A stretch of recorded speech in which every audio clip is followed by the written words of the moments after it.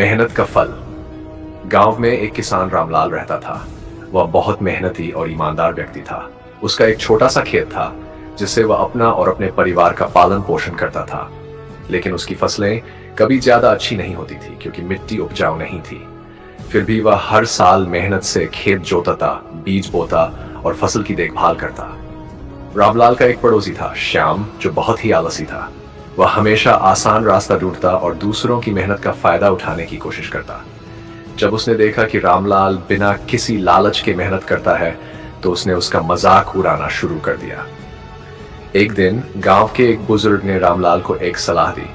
अगर तुम अपनी मिट्टी में गोबर की खाद डालो और समय पर सिंचाई करो तो तुम्हारी फसल अच्छी होगी।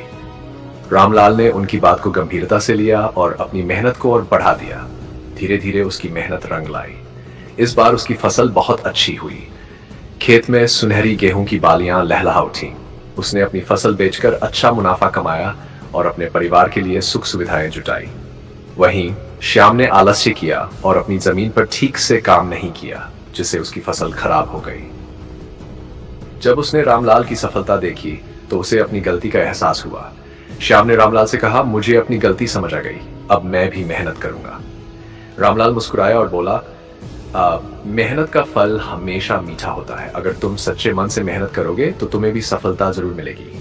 श्याम ने सबक सीखा और मेहनत करने लगा। कुछ समय बाद उसकी भी फसल अच्छी होने लगी। शिक्षा। इस कहानी से हमें यह सीख मिलती है कि मेहनत का फल हमेशा मीठा होता है।